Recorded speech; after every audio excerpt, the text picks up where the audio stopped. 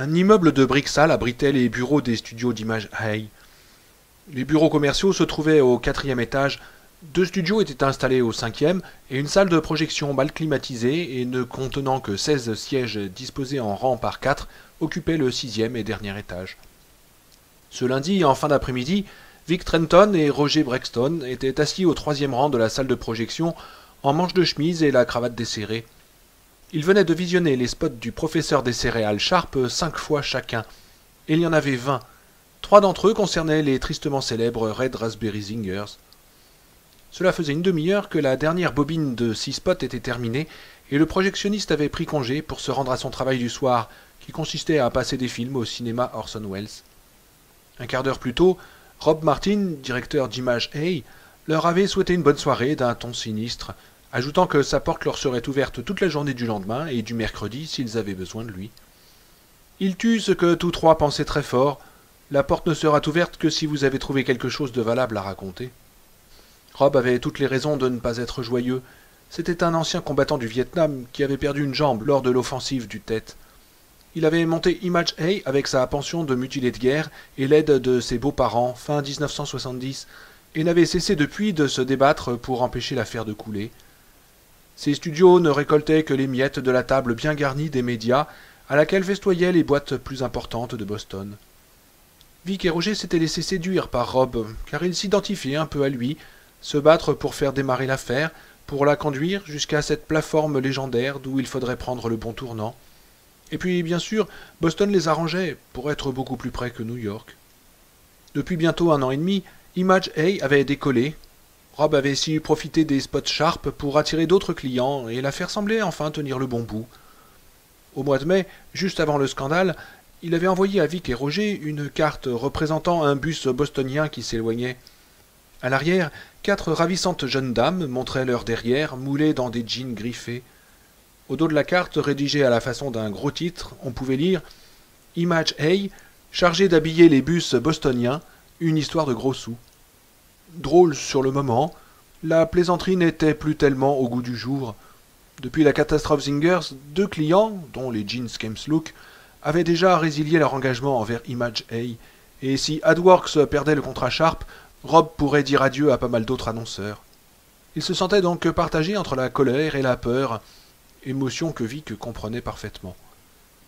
Ils fumaient en silence, assis sur leur siège, quand Roger dit à voix basse « Ça me donne envie de dégueuler, Vic. Quand je vois ce mec qui me regarde avec ses airs de Sainte-Nitouche, qui prend une grosse bouchée de ses céréales pleines de teinture et dit « Il n'y a rien là qui soit mauvais pour vous », je sens mon estomac qui se retourne. C'est pas des histoires. Je suis content que le projectionniste ait dû partir. S'il avait fallu regarder ces spots une fois de plus, j'aurais demandé un petit sac, comme dans les avions. » Il écrasa sa cigarette dans le cendrier encastré dans le bras de son fauteuil. Il avait vraiment l'air malade. Son visage avait pris une teinte jaunâtre que Vic n'aimait pas du tout. Appelez cela traumatisme des obus, lassitude du combat, vous penserez toujours à une chose, la trouille. Cette peur qui vous tient au ventre et vous fait fouiller l'obscurité à la recherche de ce qui va vous sauter dessus. Je n'ai pas arrêté de me dire, reprit Roger, qui chercha une nouvelle cigarette, que j'allais voir quelque chose. Tu comprends, quelque chose. Je n'arrivais pas à croire que cela se présenterait aussi mal. Mais l'effet de tous ces spots accumulés, c'est comme d'entendre Jimmy Carter affirmer « Je ne vous mentirai jamais ». Roger tira une bouffée de sa cigarette, fit la grimace et l'écrasa dans le cendrier. Pas étonnant que George Carlin et Steve Martin s'en soient donnés à cœur joie. Je trouve ce type tellement béat maintenant. Sa voix s'altéra soudain, prise d'un tremblement, il ferma violemment la bouche. « J'ai une idée, déclara tranquillement Vic. « Ouais, tu m'en as vaguement parlé dans l'avion. » Roger le dévisageait sans grand espoir. « Si tu en as une, dis-la. » « Je pense que le professeur des céréales Sharp devrait retourner un spot, lâcha Vic. Je crois qu'on devrait essayer de convaincre le vieux Sharp. Pas le gosse, le vieux. »« Bah, et qu'est-ce que le vieux prof devra vendre cette fois-ci » s'enquit Roger, en déboutonnant un peu plus sa chemise. « De la mort au rat ou de l'arsenic ?»« Allons, Roger, personne n'a été empoisonné. »« Ça aurait aussi bien pu, répliqua le gros homme, en émettant un petit rire aigu. Je me demande parfois si tu comprends vraiment ce qu'est la publicité. Cela revient à tenir la queue du lion. Eh bien, nous l'avons lâché, et le lion s'apprête à revenir nous dévorer tout cru. »« Roger, Et nous sommes dans un pays où le fait qu'une association de consommateurs découvre que le Big Mac pèse un peu moins que le poids annoncé s'étale en première page des journaux.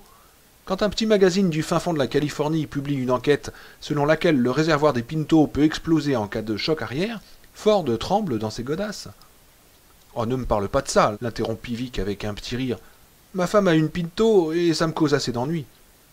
Ce que je veux dire, c'est que de faire un autre spot au professeur des céréales Sharp me paraît une aussi bonne idée que de demander à Richard Nixon de refaire son bilan devant le Congrès. Il est compromis, Vic, il est complètement grillé. Il s'arrêta et lança un coup d'œil à son ami. Vic le regarda à son tour, l'air grave. Qu'est-ce que tu veux lui faire dire? Qu'il s'excuse. Roger lui adressa un regard interloqué, puis, renversant la tête en arrière, il ricana. Il s'excuse, hein? S'excuse. Oh bon sang, c'est merveilleux. Et c'est ça ta grande idée.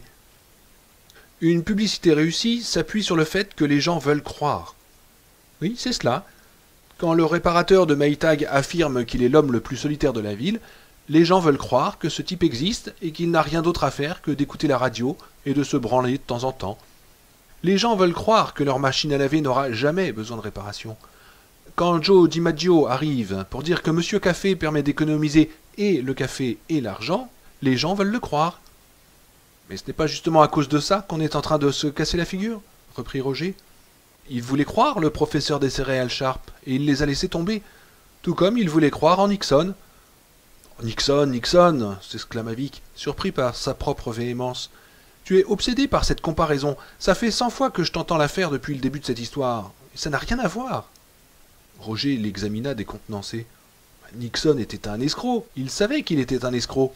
Et il a dit qu'il n'en était pas un. Le professeur des céréales Sharp a affirmé qu'il n'y avait rien dans les Red Raspberry Zingers qui pouvait faire de mal.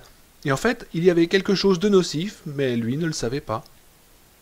Vic se pencha vers Roger et souligna ses propos d'une légère pression des doigts sur le bras de son ami. Il était tout à fait de bonne foi. Il faut qu'il le dise, Roger. Il doit affronter le peuple américain et lui certifier sa bonne foi. Lui expliquer qu'il ne s'agissait que d'une erreur de la part de l'usine qui fabriquait le colorant alimentaire. Que l'erreur ne venait pas de la compagnie Sharp. Il faut qu'il dise tout cela. Et surtout, il doit dire combien il est désolé que ce petit incident se soit produit, et quoiqu'il n'y ait pas eu de victime, combien il est désolé que les gens aient eu peur. Roger hocha la tête puis haussa les épaules. Ouais, je vois l'impact que ça pourrait avoir, mais ni le vieux ni le gosse ne seront partants. Ils veulent enterrer la Oui, oui, s'écria Vic, faisant sursauter son associé. Il se leva brusquement et se mit à arpenter nerveusement le petit côté libre de la salle de projection. Bien sûr, ils ont raison. Il est mort et doit être enterré. Le professeur des céréales Sharp doit être enterré. Les Zingers sont déjà dans le cercueil. Mais il faut qu'on leur fasse comprendre qu'il ne doit pas être enterré en cachette. C'est ça le truc. Leur premier réflexe est de vouloir aller à ses funérailles comme des sous-fifres de la mafia ou des parents effrayés ensevelissant une victime du choléra. Il s'inclina vers Roger, si près que leur nez se touchait presque. Notre boulot sera de leur faire comprendre que le professeur des céréales Sharp ne reposera jamais en paix s'il n'a pas un enterrement au grand jour. Et je voudrais que tout le pays assiste à ses obsèques. Tu es un commença Roger, qui s'interrompit avec un claquement de dents. Vic vit enfin l'expression apeurée et hébétée quitter le regard de son partenaire. Les traits de Roger se raffermirent brusquement, et la crainte céda la place à un air un peu bizarre. Roger eut un petit sourire. Vic se sentit tellement soulagé de voir son ami se dérider qu'il en oublia Donna et ses infidélités pour la première fois depuis qu'il avait reçu la lettre. Le travail prenait le dessus, et il s'étonnerait un peu plus tard de ce que tant de temps se soit écoulé depuis qu'il n'avait pas ressenti cette merveilleuse et authentique sensation d'être impliqué à fond dans quelque chose qu'on maîtrise parfaitement. En gros, nous voulons simplement qu'il répète ce que Sharp n'a cessé de dire depuis le déclenchement de l'affaire. Mais quand le professeur expliquera ces choses lui-même, la boucle sera bouclée, murmura Roger. Il alluma une nouvelle cigarette. C'est ça. Nous pourrions peut-être présenter ça aux vieux comme le dernier acte de la comédie Red Raspberry Zingers, que tout soit net et qu'on en soit débarrassé. Oui, en prenant le médicament le plus dur à avaler. Il va falloir faire appel à ce vieil imbécile, pénitence publique, se flagellant lui-même. Oui, et au lieu de partir comme un bonhomme trading qui vient de tomber le cul dans une flaque de boue sous les colibets de la foule, il quittera la scène comme Douglas MacArthur en affirmant que les vieux soldats ne meurent pas, mais simplement disparaissent. Voilà en gros à quoi ça doit ressembler. Mais si l'on approfondit, il faut trouver un ton, un sentiment. Il débordait maintenant sur le domaine réservé de Roger. Il lui suffisait d'esquisser la silhouette générale de ce qu'il avait en tête, de l'idée qui lui était venue devant son café chez Bentley. Roger partirait de là. MacArthur, murmura Roger. Mais c'est ça, non, le ton des adieux, le sentiment du regret. Donner aux gens l'impression qu'on l'a traité injustement, mais que c'est trop tard maintenant. Il jeta vers Vic un coup d'œil presque étonné. Quoi? Tôt le matin, répondit Roger. Hein? Les spots, il faut les passer tôt le matin. Cette pub sera pour les parents, pas pour les gosses. D'accord? Oui, oui. Ah, ouais, si on arrive à les convaincre. Vic le gratifia d'un large sourire. On y arrivera. Puis reprenant l'une des expressions de Roger quand il tenait un bon projet de spot, un blindé, Roger, et on fera route droit sur eux s'il le faut, du moment qu'on arrive à mettre quelque chose sur le papier avant d'aller à Cleveland. Ils restèrent ainsi encore 1 heure à discuter l'idée, et quand, épuisés et en nage, ils quittèrent la petite salle de projection pour regagner leur hôtel, il faisait nuit noire. « On ne peut pas rentrer maintenant, maman ?» interrogea Tad d'un ton apathique. « Bientôt, mon chéri. » Donna contempla la clé de contact enfoncée. 3 autres clés pendaient au même anneau, celle de la maison, celle du garage et celle qui ouvrait le coffre de la Pinto. Elle avait acheté le porte-clés agrémenté d'un petit morceau de cuir sur lequel figurait un champignon, en avril, au Swanson, grande surface de Brickton. En avril, quand elle s'était sentie si désabusée et effrayée, ne sachant pas ce qu'était la vraie peur, celle qui vous tenaille quand vous essayez de remonter la vitre de votre gosse pendant qu'un chien enragé vous baffe sur les mains. Elle tendit le bras, effleura le bout de cuir, puis retira de nouveau sa main. À dire vrai, elle avait peur d'essayer. Il était 19h15. Le soleil brillait encore, quoique l'ombre de la Pinto s'allongeât presque jusqu'à la porte du garage. Elle ne le savait pas, mais son mari et son associé étaient encore en train de visionner les films du professeur des céréales Sharp dans les studios d'image Hay à Boston. La jeune femme ne comprenait pas pourquoi personne n'avait répondu à ses coups de klaxon. Dans un livre, quelqu'un serait venu. L'héroïne aurait été récompensée d'avoir eu une idée aussi géniale, mais personne ne s'était montré. Le bruit avait sûrement porté jusqu'à la maison en ruine du bas de la colline. Peut-être qu'ils étaient sous là-dedans, ou que les propriétaires des 2 voitures garées dans l'allée, la cour, corrigea-t-elle instinctivement, ici on dit la cour, étaient partis dans une 3e. Donna aurait bien voulu distinguer cette maison, mais le sommet de la colline la dissimulait. Elle avait fini par renoncer à ses SOS, criant que ses coups d'avertisseur répétés ne mettent la batterie à plat. Il ne l'avait jamais changée depuis qu'il possédait la voiture. Elle s'imaginait toujours que la Pinto démarrerait lorsque le moteur serait refroidi. Cela avait marché à chaque fois jusqu'à présent. Mais tu as peur d'essayer, car si elle ne part pas, qu'est-ce qu'il restera? Elle allait tendre la main vers la clé de contact quand Cujo réapparut. Il était resté couché hors de vue devant la Pinto. Tête baissée, la queue traînante, la bête se dirigeait maintenant lentement vers la grange. Elle titubait et trébuchait comme un ivrogne après une nuit de nouba. Sans même regarder en arrière, Cujo pénétra dans l'ombre du bâtiment et disparut. Donna abandonna une fois encore la clé. « Maman, on s'en va ?»« Oh, laisse-moi réfléchir, mon chou, » répondit-elle. Elle regarda vers la gauche, par sa vitre. En courant, 8 pas la séparaient de la porte de service des Camber. Au lycée, elle était toujours première à la course et elle continuait de courir régulièrement. Elle pourrait battre le chien de vitesse et entrer dans la maison, elle en était certaine. Il y aurait un téléphone. Un coup de fil au shérif Bannerman et le cauchemar prendrait fin. Et puis, si elle tentait de faire démarrer la voiture, le moteur ne voudrait peut-être pas partir, mais cela ramènerait sûrement le chien au galop. Donna ne savait pas grand-chose de la rage, mais elle croyait avoir lu quelque part que les animaux contaminés devenaient extrêmement sensibles au bruit, que les sons retentissants pouvaient les rendre fous furieux. « Maman !»« Chut, Tad, chut !» 8 pas de course. Pense-y. Même si, de l'intérieur du garage, Cujo était en train de les surveiller, sans qu'elle puisse le voir, la jeune femme était certaine, elle savait qu'elle pourrait courir plus vite que lui jusqu'à la porte. Le téléphone, oui. Et puis, un homme comme Joe Camber gardait sûrement un fusil chez lui. Peut-être même toute une collection. Ce serait tellement jouissif de réduire la tête de cette saloperie de chien en une bouillie rougeâtre. 8 pas de course. C'est ça. Réfléchis un peu. Et si la porte de service était fermée à clé? Faut-il tenter le coup? Son cœur cognait dans sa poitrine, tandis qu'elle pesait le pour et le contre. Si elle avait été seule, c'eût été différent. Mais imaginons que la porte soit fermée. Elle pouvait battre le chien de vitesse jusqu'à la porte, mais pas sur l'aller-retour. Pas s'il arrivait en courant, pas s'il chargeait comme il l'avait fait auparavant. Que ferait Tad alors? Que se passerait-il si Tad voyait sa mère se faire tuer par un chien enragé de 100 kilos, se faire mordre, écharper, déchiqueter? Non, ici il ne craignait rien. Essaye de faire partir le moteur. Donna se pencha, et une partie d'elle-même protesta qu'il serait plus sûr d'attendre un peu plus pour que le moteur fût parfaitement refroidi. Parfaitement refroidi, cela faisait au moins 3 heures qu'ils attendaient. Elle saisit la clé et la fit tourner. Le moteur toussa 1, 2, 3, et puis se mit à rugir. « Oh, merci, mon Dieu !» s'écria-t-elle. « Maman !» demanda Tad d'une voix aiguë. « On s'en va? Dis, on s'en va ?»« Oui, on s'en va !» acquiesça-t-elle d'un ton tendu en enclenchant la marche arrière. Cujo sortit aussitôt de la grange, puis resta devant la porte à regarder. « Va te faire foutre, sale bête !» lui cria-t-elle triomphalement. Donna accéléra légèrement. La Pinto fit peut-être 1 mètre, et cala. « Non !» hurla-t-elle lorsque la stupide petite lampe se ralluma. Cujo s'était avancé de 2 pas en entendant le moteur s'arrêter, mais maintenant il se tenait simplement là, silencieux, tête baissée. « Il me regarde !» songea-t-elle à nouveau. L'ombre du chien s'étirait derrière lui, aussi nette qu'une silhouette découpée dans du papier crépon. Donna chercha fébrilement le starter.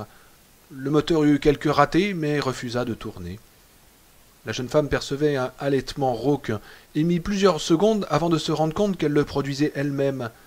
Elle s'était un instant imaginé qu'il s'agissait du chien. Les traits déformés par une horrible grimace, elle écrasait le starter, jurant sans plus penser à Tad, prononçant des mots qu'elle n'aurait pas cru connaître. Pendant tout ce temps, Cujo resta immobile, à l'observer, son ombre lui faisant comme un immense suaire irréel. Il finit par s'allonger sur le gravier, semblant juger qu'il n'avait plus aucune chance de s'échapper. Donna le haït plus à ce moment-là que lorsqu'il avait essayé de s'engouffrer par la fenêtre de Tad. « Maman, maman, maman !» Son lointain, insignifiant. Ce qui importait pour l'instant, c'était cette saloperie de petite bagnole. Elle allait démarrer.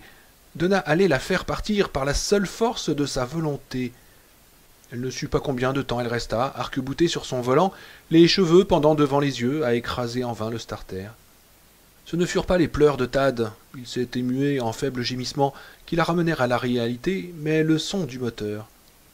Celui-ci toussait 5 secondes, s'affaiblissait, repartait durant 5 nouvelles secondes avant de mourir. Les moments de silence semblaient de plus en plus longs. Donna était en train de tuer la batterie. Elle s'interrompit. La jeune femme parut reprendre petit à petit conscience, comme au sortir d'un évanouissement. Cela lui rappela une crise de gastro-entérite qu'elle avait eue au lycée. Elle s'était alors vidée de tous les côtés, et à la fin de laquelle elle était tombée dans les pommes, encore enfermée dans les toilettes du dortoir. Le réveil avait ressemblé à ce qu'elle éprouvait maintenant, découvrant un monde auquel un peintre invisible semblait avoir ajouté de la couleur. Les teintes criardes l'agressaient. Le paysage paraissait s'être métamorphosé en un décor de plastique, une devanture de grand magasin, le printemps du blanc et des couleurs, ou encore commencer l'été dans la gaieté. Fermant très fort les yeux, le pouce dans la bouche, Tad s'écartait de sa mère. Il gardait l'autre main pressée contre la poche qui recelait la formule pour le monstre. L'enfant avait le souffle court et précipité. « Tad, commença Donna, mon chéri, ne t'inquiète pas. »« Maman, tu vas bien ?» La voix du petit garçon n'était plus qu'un murmure, rauque. « Oui, et toi aussi.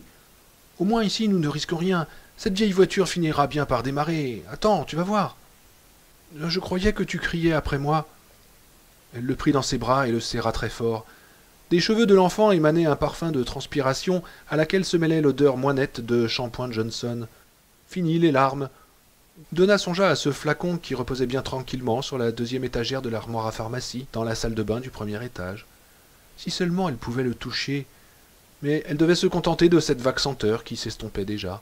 « Non, mon amour, pas après toi, le rassura-t-elle. Jamais après toi. » Tad l'embrassa. « Il ne peut pas nous attraper ici, hein ? » « Non. Je le déteste, affirma le petit garçon d'un ton pénétré. Je voudrais qu'il soit mort. Oui, moi aussi. Un coup d'œil par la vitre apprit à Donna que le soleil s'apprêtait à disparaître. Une peur superstitieuse envahit la jeune femme. Elle se souvint des jeux de cache-cache de son enfance, qui s'achevaient toujours lorsque les ombres se rejoignaient en longues lagunes pourpres, de ces comptines magiques résonnant dans les rues de sa banlieue, lointaine et surnaturelle, de la voix aiguë d'un enfant qui criait que le dîner était prêt, des portes qu'on allait fermer sur la nuit. Un petit cochon pendu au plafond, on lui tire la queue, il pondra des œufs. Le chien la dévisageait. Cela paraissait aberrant, mais Donna en était maintenant certaine. Les yeux fous de l'animal ne quittaient pas les siens. Non, tu ne te fais pas des idées. Je n'ai jamais qu'un chien malade. Cela va déjà assez mal comme ça, sans que tu commences à voir dans le regard de ce chien des choses qui ne s'y trouvent pas. Quelques instants plus tard, elle se dit aussi que les yeux de Cujo devaient faire comme ceux de certains portraits qui semblent vous suivre où que vous alliez dans la pièce. Pourtant, Cujo la regardait, et elle en éprouvait une impression familière. Non, se dit-elle, essayant de chasser la pensée, mais il était trop tard. Tu l'as déjà vu, n'est-ce pas? Le matin qui a suivi le premier cauchemar de Thad, le matin où les draps et les couvertures étaient revenus sur la chaise, l'ours en peluche posé dessus. Le matin où, quand tu as ouvert le placard, tu as aperçu une forme ramassée aux yeux écarlates, une bête prête à bondir. C'était lui, c'était Cujo. Thad avait raison depuis le début, mais le monstre ne se trouvait pas dans son placard. Il attendait ici. Il... Arrête! Guettait notre... Ça suffit, Donna! Elle fixa le chien des yeux et s'imagina qu'elle pouvait lire ses pensées, des idées primaires. Les mêmes mots inlassablement répétés malgré le tourbillon de la douleur et du délire. Tuer la femme, tuer le garçon, tuer la femme, tuer le... Arrête! Ordonna-t-elle intérieurement. Il ne pense pas et n'a rien à voir avec un croque-mitaine qui hante le placard d'un enfant. C'est un chien malade, rien de plus. Si tu continues, tu vas finir par croire que c'est le châtiment de Dieu.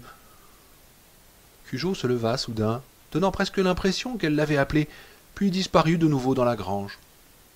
Presque comme si je l'avais appelé. Donna émit un rire tremblant et incontrôlé. Thad redressa la tête. « Maman ? Oh, ce n'est rien, mon chéri. » Elle contempla la gueule sombre du garage, puis la porte de service de la maison. Fermée, pas fermée, fermée, pas fermée. Elle songea à une pièce de monnaie tournant et retournant dans l'air. Elle se représenta le barillet d'un pistolet, 5 trous vides, une balle. Fermée, pas fermée. Le soleil disparut, et il ne resta plus de la lumière du jour qu'une mince ligne blanche au-dessus de l'horizon, ligne à peine plus large que le ruban séparant les grandes roues en deux. Elle s'évanouirait bientôt. À droite de l'allée, des criquets chantaient, produisaient des joyeux cris-cris insouciants. Cujo se trouvait toujours dans la grange. Était-il en train de dormir? Se demanda Donna. De manger? Cela lui rappela qu'elle avait emporté un peu de nourriture. Elle tâtonna entre les deux sièges et trouva la boîte Snoopy et le sac brun. Son thermos avait roulé jusqu'au fond de la voiture, sans doute quand l'auto s'était mise à tressauter et hoqueter en grimpant la côte.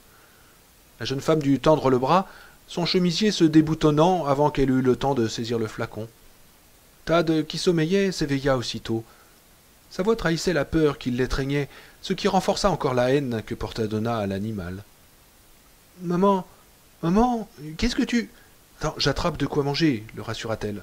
Et mon thermos, tu vois ?»« D'accord. » Il se cala à nouveau contre le dossier et remit son pouce dans sa bouche.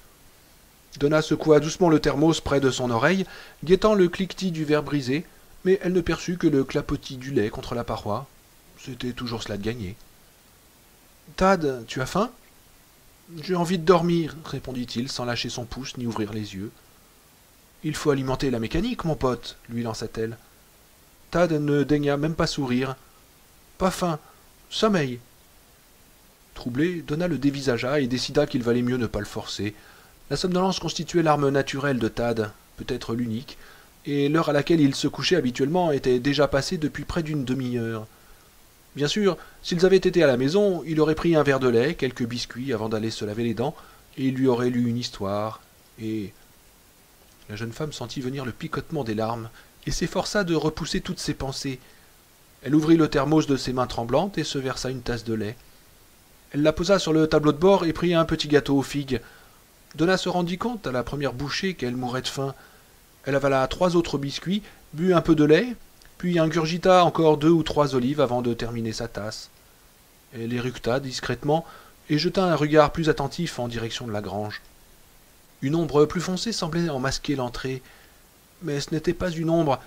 Il s'agissait bien du chien, de Cujo. Il monte la garde. Non, elle ne croyait pas une chose pareille, pas plus qu'elle ne croyait avoir vu Cujo dans le placard de son fils. Elle ne pouvait l'admettre, sauf qu'une part d'elle-même en restait certaine, mais cette partie-là échappait à sa raison. Donna jeta un coup d'œil dans le rétroviseur pour tenter de distinguer la route. Il faisait maintenant trop sombre pour y voir, mais elle savait que la route passait là et que personne ne monterait jusqu'ici. Quand ils étaient venus tous les trois dans la Jaguar de Vic, le chien était gentil à ce moment-là, lui murmurait son cerveau. Taddy le caressait et riait, tu te souviens?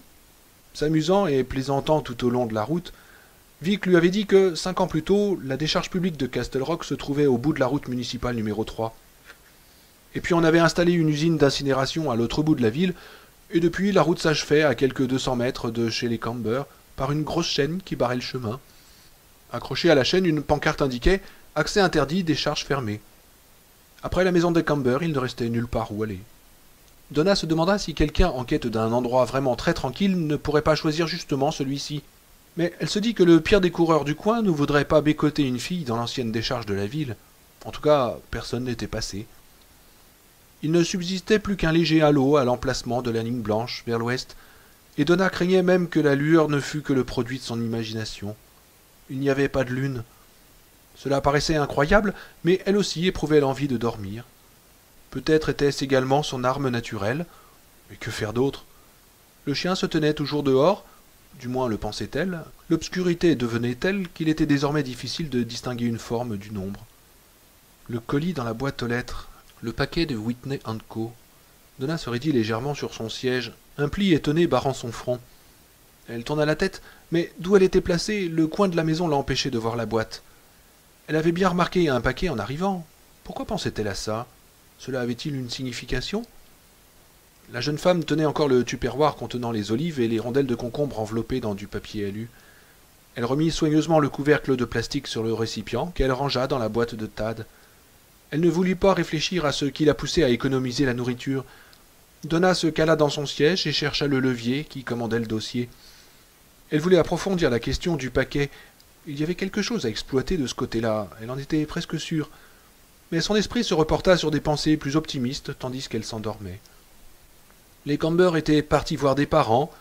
La famille en question habitait à 2, peut-être 3 heures de route d'ici, à Kenbunk, ou à Hollis, ou Augusta. C'était une réunion familiale. Dans son rêve mi-éveillé, elle voyait une 50aine de personnes, peut-être plus, rassemblées sur une immense pelouse d'un vert éclatant. Un filet de fumée flottait au-dessus d'un barbecue de pierre. Autour d'une table posée sur des tréteaux, 50 personnes se passaient des assiettes de maïs en épis, ainsi que des plats de divers pois et haricots, petits pois, haricots rouges et blancs. D'autres assiettes contenaient des saucisses de Francfort grillées. Donna sentit son estomac gargouiller à cette vision. La table était recouverte d'une nappe à carreaux très simple. Une ravissante vieille dame aux cheveux d'un blanc éclatant, ramassés en chignon sur la nuque, présidait la réunion.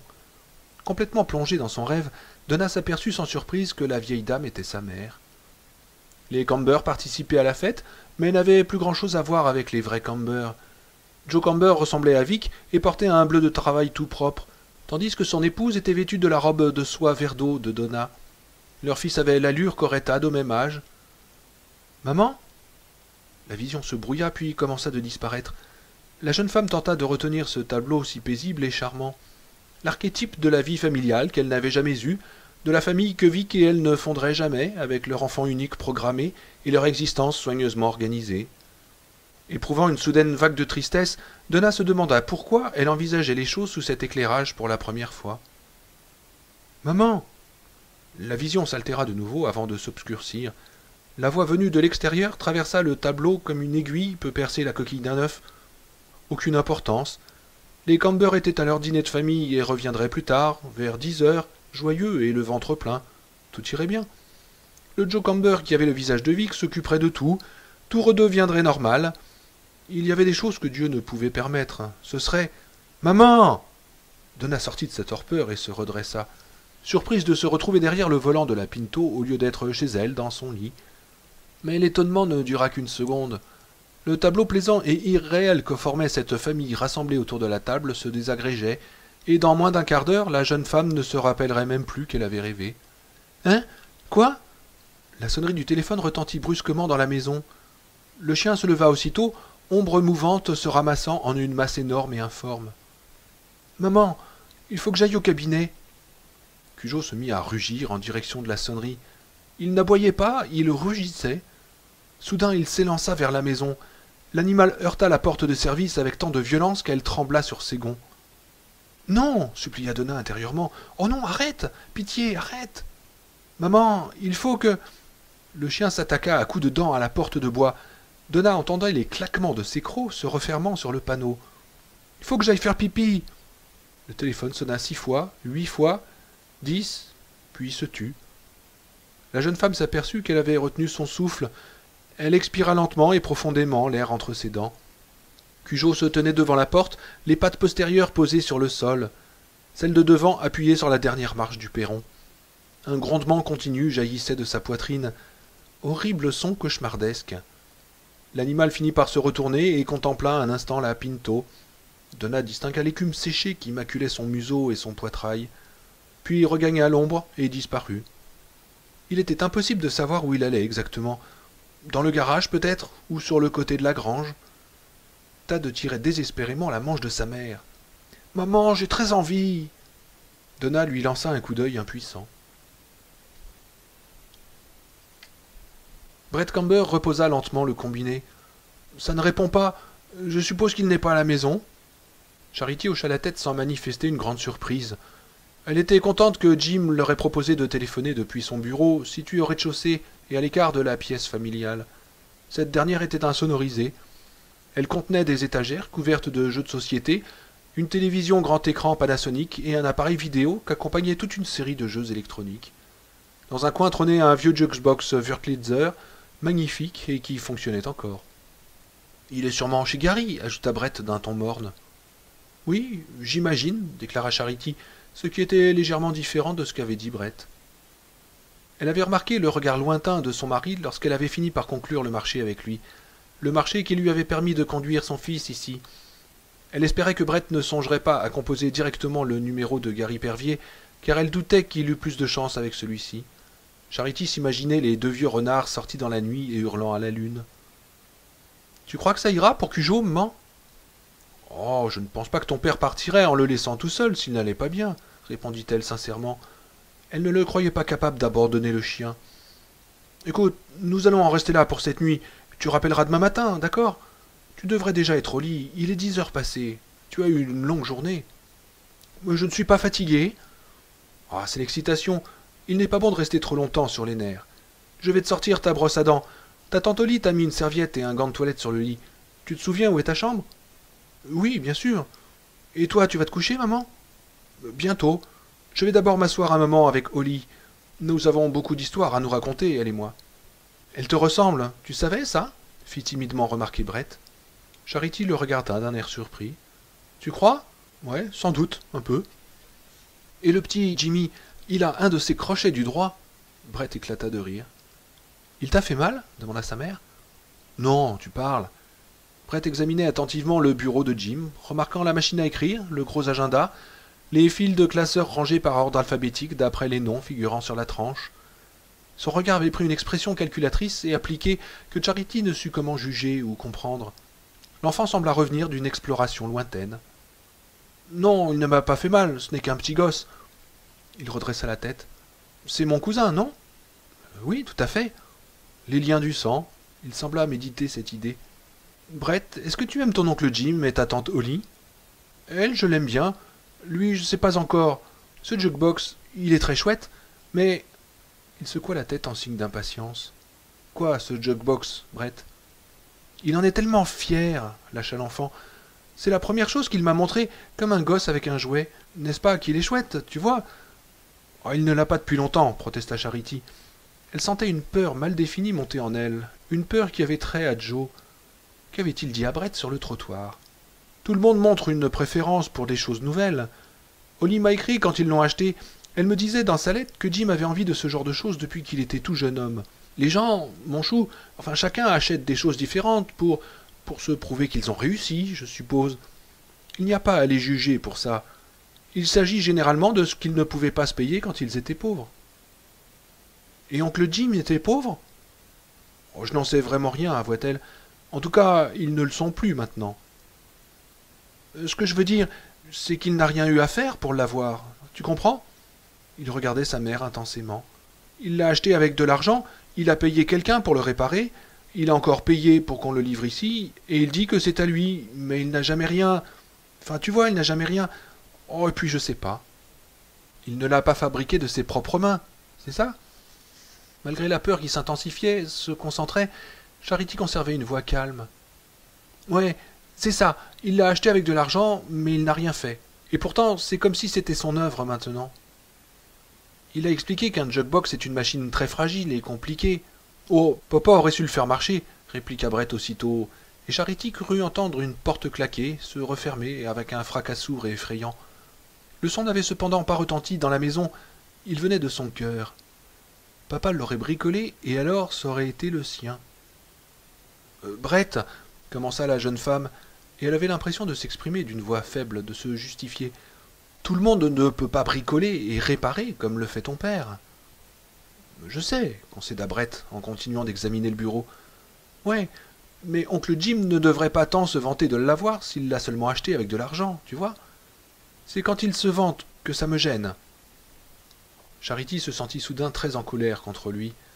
Elle avait envie de le prendre par les épaules et de le secouer, de crier suffisamment fort pour lui faire rentrer la vérité dans le crâne, que l'argent ne se trouvait pas là par hasard, qu'il était presque toujours le résultat d'un effort de volonté, et que la volonté constituait l'essentiel du caractère.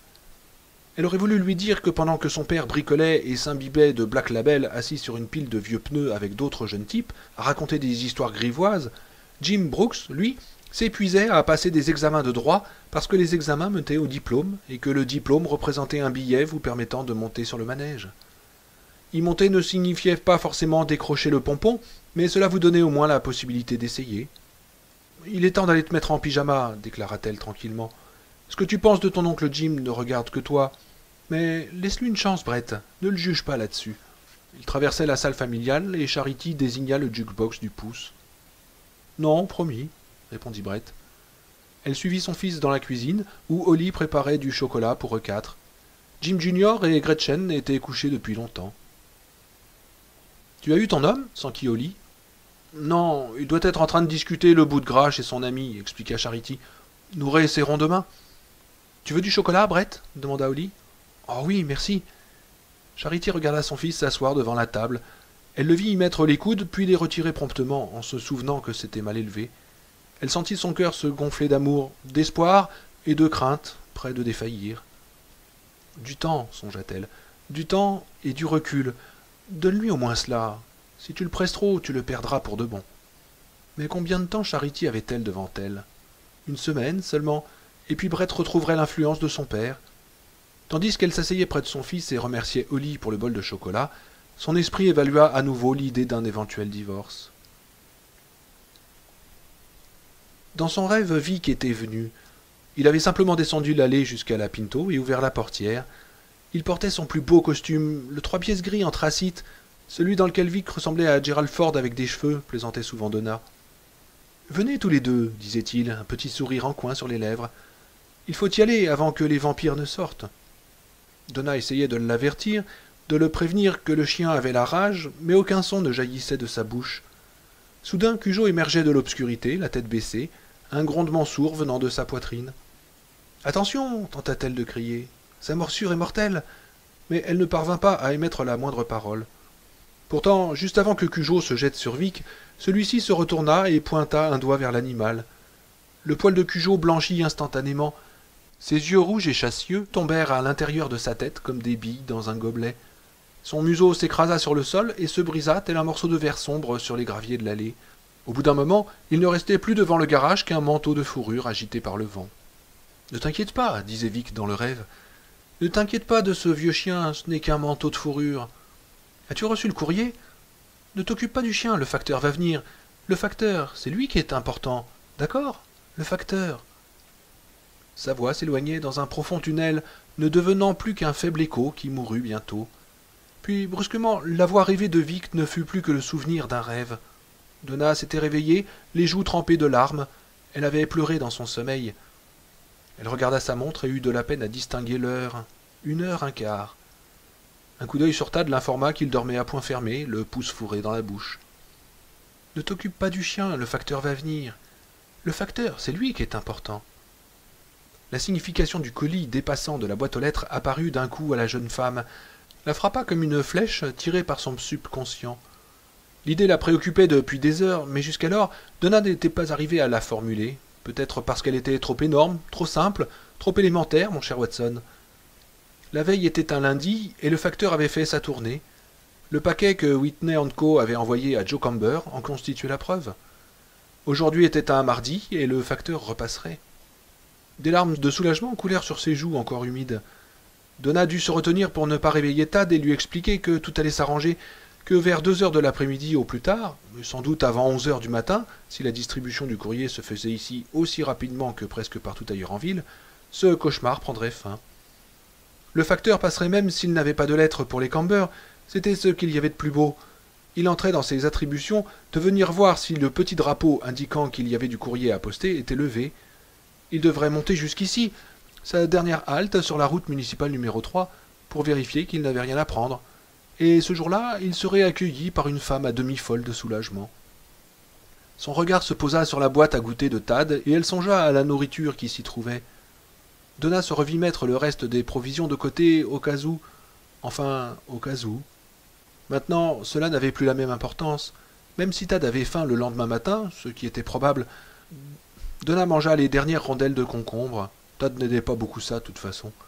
Elle se dit en souriant que Thad aurait un curieux petit déjeuner, des gâteaux aux figues, des olives et un biscuit ou deux.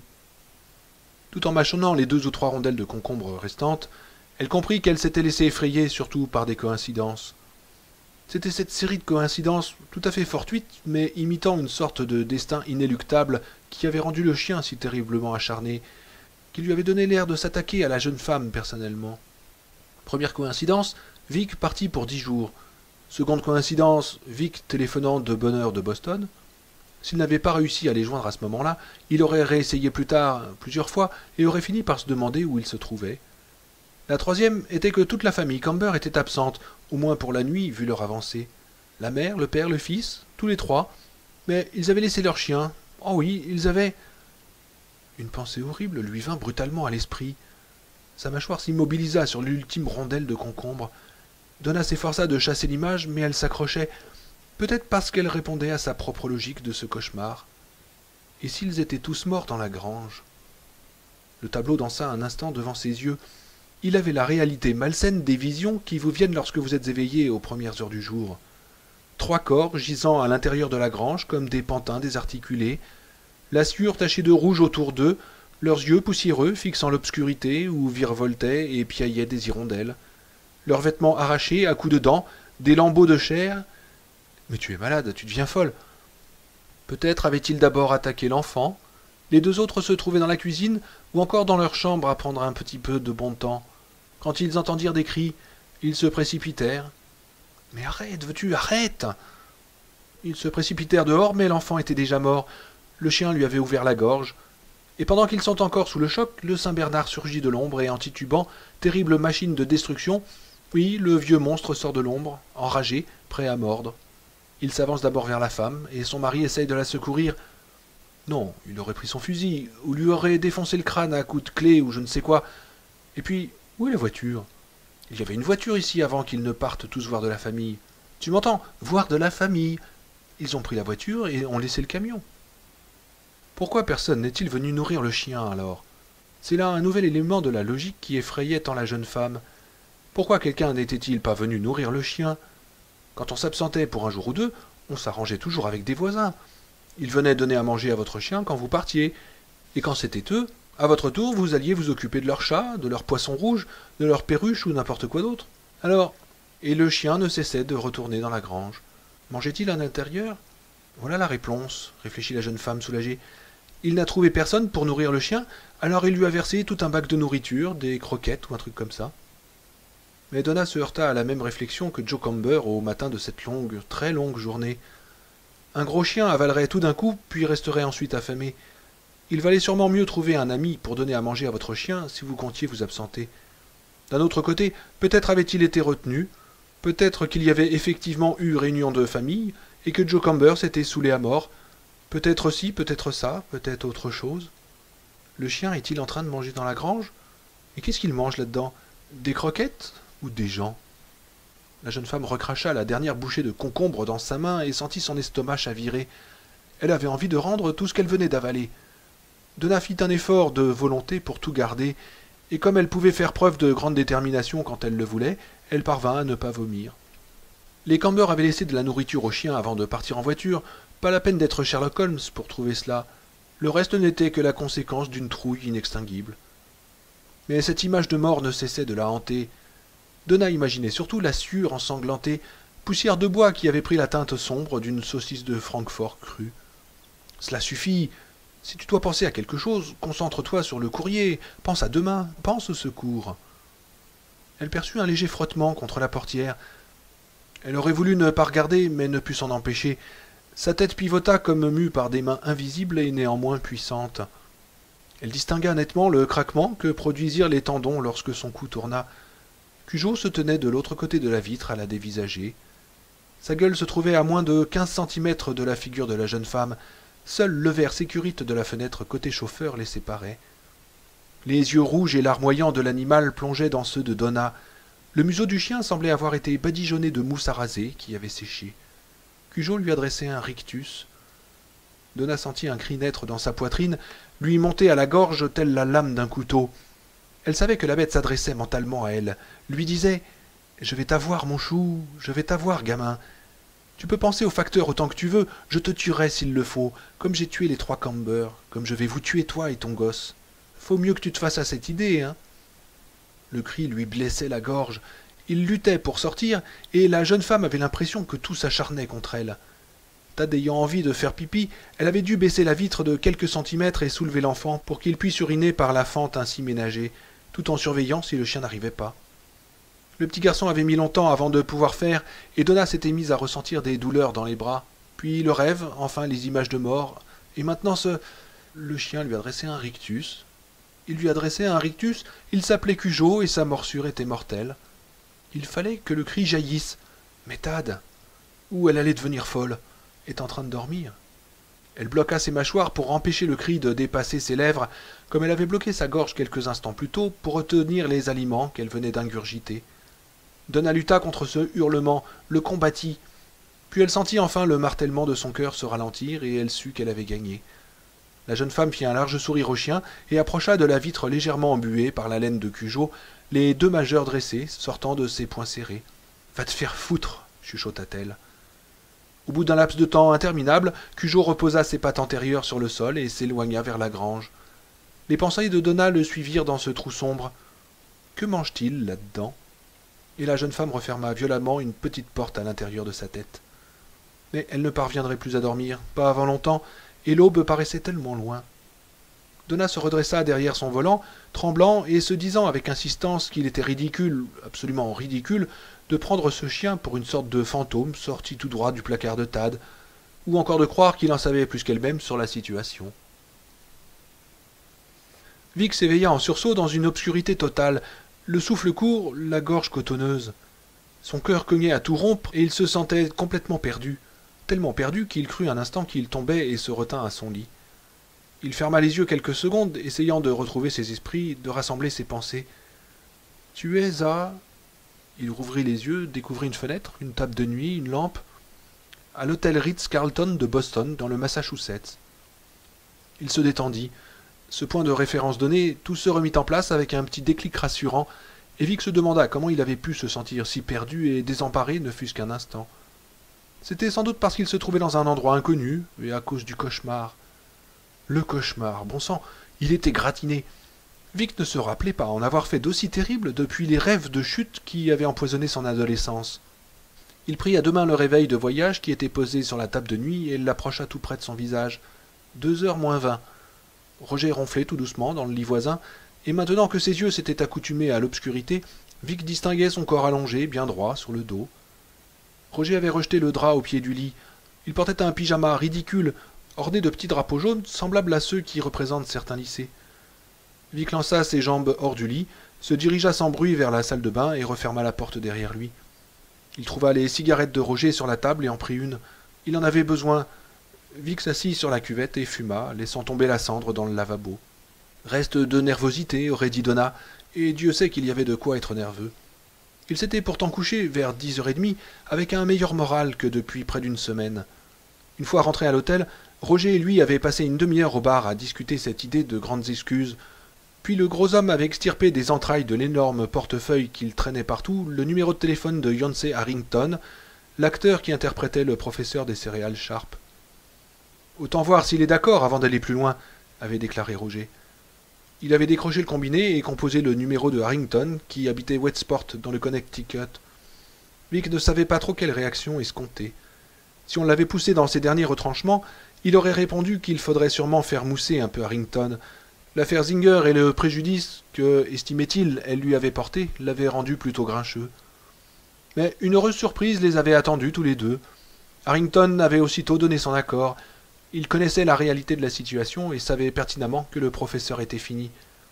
On peut faire déjà une croix dessus, avait-il sombrement affirmé. Mais il considérait qu'un dernier spot permettrait peut-être à la compagnie de s'en sortir, de la remettre sur les rails en quelque sorte. Foutaise, fit Roger avec un large sourire après avoir raccroché.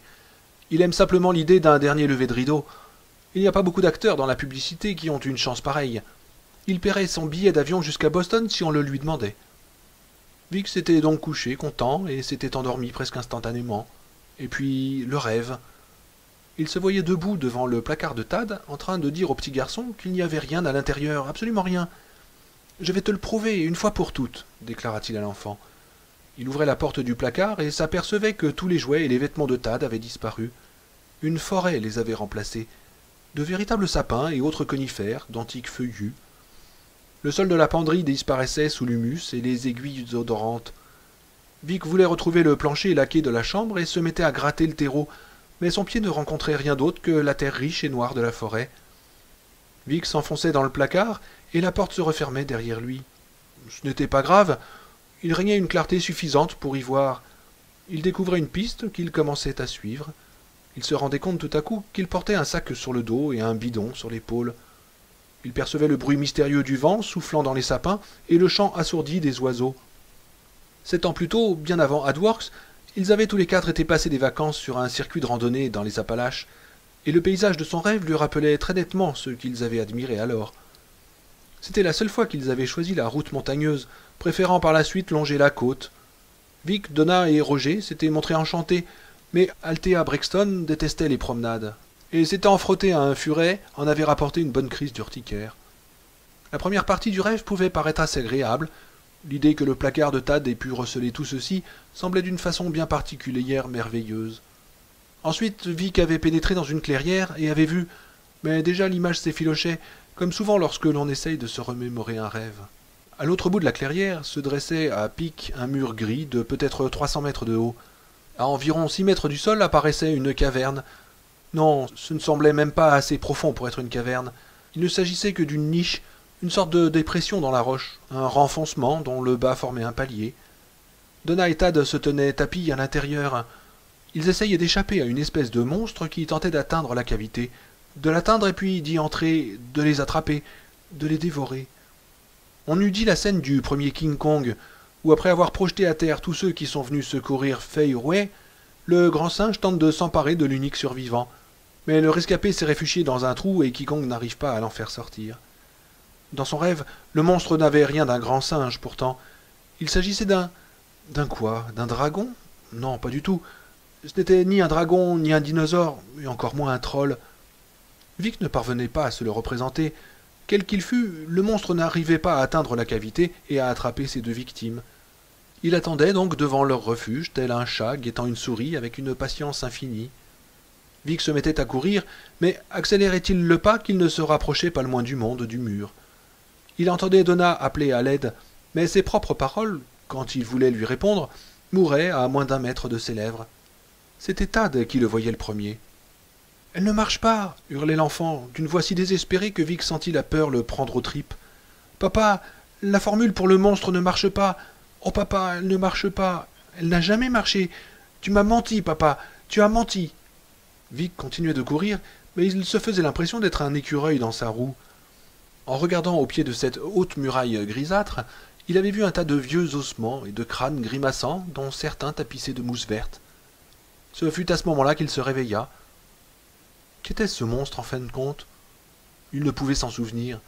Le cauchemar lui apparaissait déjà comme une scène observée depuis le mauvais bout d'un télescope. Il laissa choir un mégot dans la cuvette, tira la chasse et fit couler de l'eau dans le lavabo pour faire disparaître les cendres. Il urina, éteignit la lumière et retourna se coucher. En s'allongeant, il éprouva soudain le désir impérieux et irrationnel de téléphoner chez lui. Irrationnel? Quel euphémisme! Il était 2h moins 10 du matin. Non seulement il la réveillerait, mais il donnerait à Donna une peur de tous les diables. On n'interprétait jamais les rêves littéralement. Tout le monde savait cela. Quand à la fois votre mariage et votre travail menaçaient de vous abandonner, il n'était pas très surprenant que votre esprit se mette à faire des siennes, non? Pourtant, rien que pour entendre sa voix et savoir qu'elle va bien. Vic se détourna du téléphone, cala d'un coup son oreiller et ferma résolument les yeux. Appelle-la demain matin, si ça peut te rassurer. Appelle-la tout de suite après le petit déjeuner. Cette pensée le calma et il ne tarda pas à sombrer de nouveau dans le sommeil. Il ne rêva plus cette fois-ci, ou s'il rêva, ses songes n'eurent pas le temps de s'imprimer dans sa conscience. Lorsqu'il se leva le lendemain, il avait tout oublié de son rêve de bête dans la clairière. Il se rappelait vaguement s'être levé pendant la nuit, un point c'est tout. Vic ne téléphona pas chez lui ce jour-là.